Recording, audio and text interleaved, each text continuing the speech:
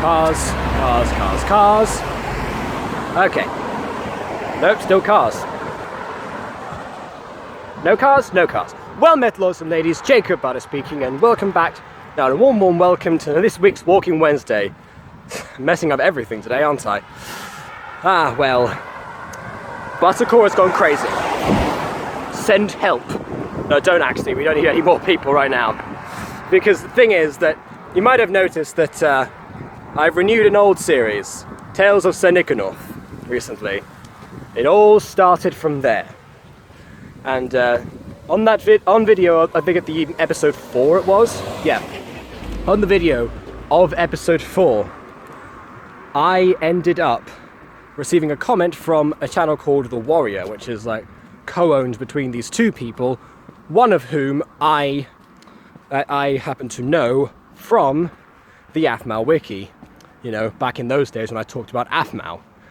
Honestly, I haven't really mentioned her in ages, and we're fast approaching the anniversary of The Truth About Travis, the 2nd anniversary. Yeah, so that's the thing. So he contacted me and asked if there was any way that he could help, and I thought, well, I've been wanting to hire this guy for ages, and now is a good time as any. You might wonder why I didn't actually hire him before. Well, it's because there was already a bunch of people who weren't really, who were either using the server for other purposes or for, or just having a go at each other. And we were trying to power through the mutant girl at the time. Like, you know, like I said, last week, all the scripts have been written. We've only recorded episode 6 up to now. We were supposed to do all 5 remaining ones up to episode 10, but that didn't work out. So I was a bit hesitant at first, thinking about all this. But then I realized I'm given this window of opportunity to get this guy on board that I haven't talked to in so long, let alone, you know, done any work with, because he's a really good role player. Like, he will actually set up a story and carry it through. You know, that's kind of what we both did to Richwood High. Richwood High, is, by the way, is a series that is on the Aphmau wiki. That was a roleplay we made before season 6 even started airing. It started originally called Let's Make Our Own My Street, created by XXX Nicloe Q2 Pi XX, who never actually showed up again after like the first day or so, or the first month really. It didn't really take off. Then I joined, and very soon after he joined, and Nasib was kind of there already, and the three of us kind of carried the series, along with, I guess, Aqua as well. Later on, we carried the series until its eventual 3rd season. Yes, I don't even think that Nicloe knows about this to this day, that her roleplay that she started, you know, all the way back in, I don't know how long ago it was, it could have been February 2018, has now got 3 seasons. And they're all incredibly out of date, and they're not, because of course, like I said, it was before season 6 started airing, and then during its runtime. So there's a lot of things that we didn't know were going to happen, like certain demises of characters, namely Derek and Ian, who both play big roles in the actual story. We didn't know that Aaron's Ultimo curse was going to end up in being blinded, which then never comes back. There were a lot of things. I mean, yes, her wish had aired by this point, so we could have drawn the conclusion, but we did not. So, yeah.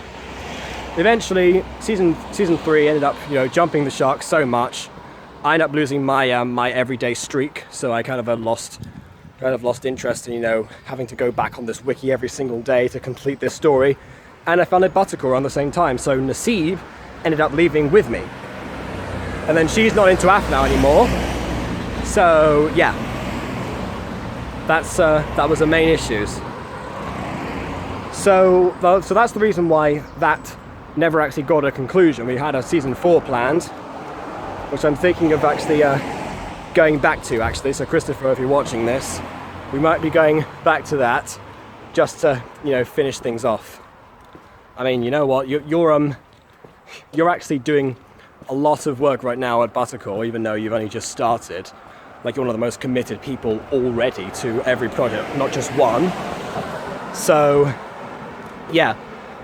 I mean, if anything, in the download time, you can probably end up just going back on there and you know, carrying things through to the end, because I don't like leaving series on without a conclusion. I've done that enough times, which is part of the reason that I actually renewed Sir Nicanor to begin with. Segue back into what I was talking about.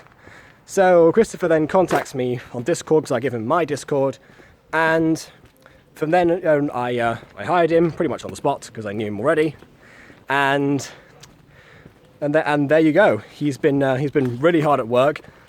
But actually, you've noticed that 2 days later, he is the voice of Squire Banquo. So that just shows you how quickly things can run in ButterCorps versus projects like Terminal and Olympus, which are not.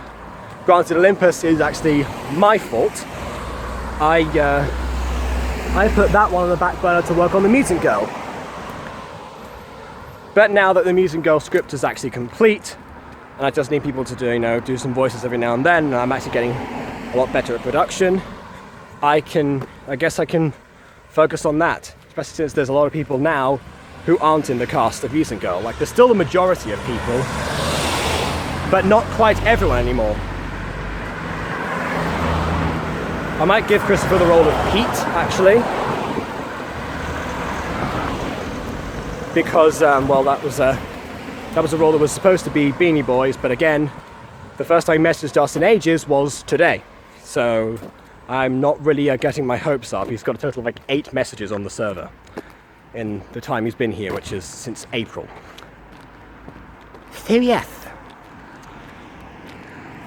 So Christopher was the first new addition to ButterCorps. I'm going to wait before I can cross. Let's hope UMG doesn't pick that up. Let's actually just go back and around. You know. Okay, like I was saying, Christopher is the first new addition to ButterCorps. Very efficient, have no complaints whatsoever right now. Apart from one hashtag that was started by another person also named Christopher, who we call Chris. So if I ever refer to them, I refer to the first Christopher as Christopher and the second one as Chris. Oddly enough, DJ Savix is also called Christopher. We call him Mason, so that's an issue. That's the issue resolved. This is the same situation I was in back in my primary school, where we actually had three people named Alejandro. So one of them ended up being called just plain Alejandro.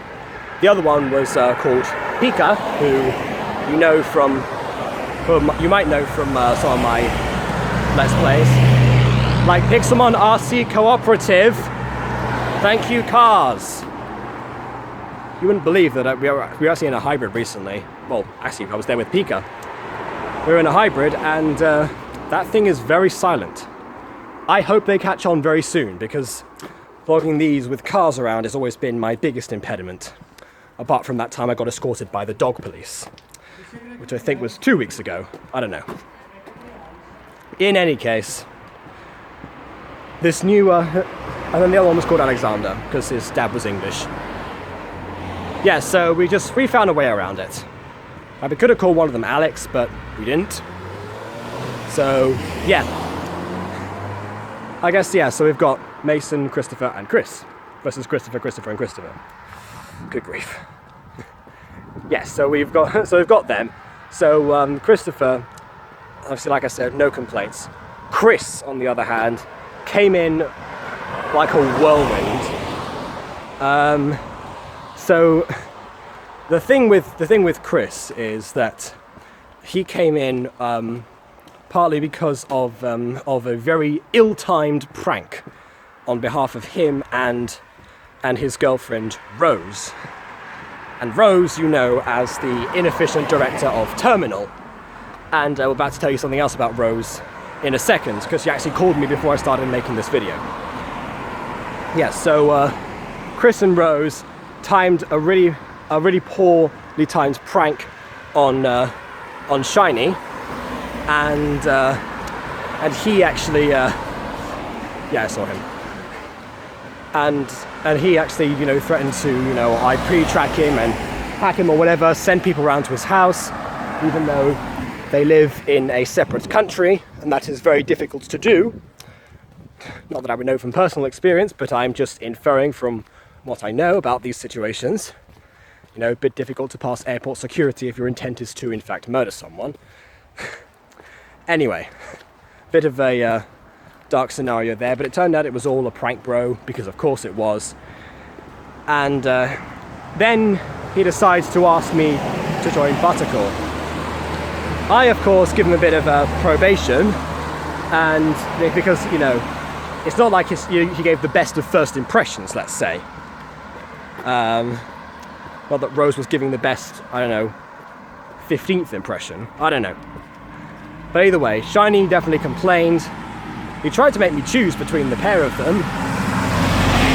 And I was going to choose Shiny because, you know, he'd been around for longer or whatever, even though Chris was already pitching ideas that he'd had before, but never had the means to actually do. Because a lot of people actually, I didn't realize this when I made ButterCorps, but a lot of people aren't allowed to have YouTube channels by either their parents, or they don't really want to, they don't really want to put the time in, they don't have the means to do the proper videos. You know, a bit like me in the olden days, except that I was actually allowed to do that. Yeah, but yeah, now that I've actually, you know, created this space where people are actually, you know, either pitching ideas or taking part in other things as well, you know, suddenly I realized that there was actually a market that wasn't really being tapped into, or at least not that I know of. Because, you know, Catface, they hired voice actors who were already doing voice acting, or, you know, had good mic quality and things like that. Whereas they say all the time, don't hire your friends, don't hire your friends. I mean, I slightly disagree with this. I know that there's a lot of things that aren't to the best quality. Like sometimes the voice acting in Mutant Girl can be very flimsy. And in episode 3 I've been told it is barely comprehensible, to the point where people actually tune out the episode, and I apologize for that. But yeah, that's something that, you know, I'm still struggling to deal with, because, you know, people don't have that experience. They'll find those things out on their own. But yeah, even the people have to start somewhere, and who knows, maybe some people will actually take up voice acting after this. I mean, that would be amazing if they did, as long as they don't leave me stranded when I need them. But yeah, that's why. So I pretty much, you know, if anyone has an idea, and, you know, they're either, sometimes they can be a friend of a friend, because that's how we found, for example, Roy and maybe Satan. You know, they were friends of friends. You know, or in this case, a boyfriend of a friend. So I just, I let that happen. I was going to choose Shiny overall because, you know, he was been there for longer, but since Chris had already pitched some ideas or whatever, we're going through a partnership. I eventually figured out something, that the pair of them couldn't work with each other, and neither of them actually wanted to leave. So, guess what I did? Nothing. I didn't have to do a thing, because as it turns out, if they're not prepared to leave themselves, then I don't have to kick either of them out. Which is great on me. As long as they don't interact with each other, they will be fine. And whoops, is that karma for my vindictive self? No, vindicated, sorry, that's not the word. Yeah. You know, after such a stressful day, I felt really vindicated doing that. So, that's why they're both still there. Yes, quite the hectic nature. And then we had people like Baby Satan actually come back into ButterCorps. And yeah, up until today, really, well, yesterday, she was kind of just in the server talking about random things like Skeppy, for example, which have nothing to do with what we're talking about, which admittedly annoyed me, but I was prepared to let it slide because there were so many other things that were so serious that were happening, and I just didn't want to you know, put pressure on them. And then it turns out that she and Kat, who's one of the crew members who you haven't met yet, because he's not a voice actor, have now pitched another idea, which they're doing auditions for, apparently right now. Even though I was told I had an hour and a half to prepare, hence I'm doing this. But no, apparently there's auditions going on right now, even though the time says 1 PM EST, which works out as 6 PM GMT, and I'm not there yet. Oh well. Guess I missed my chance there. I'm still producing it, so whatever. But yeah, that's the series they've produced. They've done the script already, as it turns out, and they'll just need the means to do the Minecrafts, which admittedly they can do a lot of themselves, because Kat actually is really good at building. He's the head 3D modeler. You know, he's got all of this down. And you know, if he doesn't need things like Olympus, he would need the script, which I'm making, to actually know what's going to happen. He has all the ideas prepared. So, if anything, they can get on with that without me needing to actually intervene that much. Apart from maybe to record, because I don't know if anyone else is recording. It's now starting to rain, slightly heavier than before, and I have no umbrella. Perfect. Yeah, so before my phone gets wet, I guess I'll say there's been a lot of tension in ButterCorps, because, you know, because Shiny and Chris both want to get each other fired, and they both have their drawbacks, they both have their advantages. I'm just not going to do anything. They need to sort themselves out and actually grow up. You know, get past their differences, and if they want to work on something that is larger than petty squabbles, then that's what ButterCorps is there for. I would say more, but I'm pretty sure my phone is going to get way too wet, and when it does that, it likes to overheat for some reason. So I'm going to sign off, and I'm going to go around and search for what I actually came here to do, which is to do some shopping. And I'll talk about why I'm doing some shopping next week. So yes, on that note, please leave a like or dislike, because your opinion matters. And until next time... Oh wait, no, I forgot. The reason that Rose called me, sorry. The reason Rose called me just now was because she's putting Terminal on the back burner for now, which means that Terminal is no longer in production until further announcement. You know, not that that was much different from before. It's just that I can now officially say that rather than unofficially. And she's now got a new series that she's got planned, which I've forgotten the name of actually. I think it was like something like Mega something. Either way, I'm not going to delve in too much into it, other than I guess what she's told me. A female to male transgender paranormal investigator who works for a company called Pi. We're trying to figure out the details of how to, you know, how to fit everything in. But in the meantime, I guess that's just, I'm gonna sort that out once I get back. And then I've got episode 6 to still do with the visuals, which by the way are getting a further upgrade, but you'll see that once the episode actually drops. So yeah. Okay, now for real though, for real. Leave a like, dislike, because your opinion matters. On that note, until next time, farewell.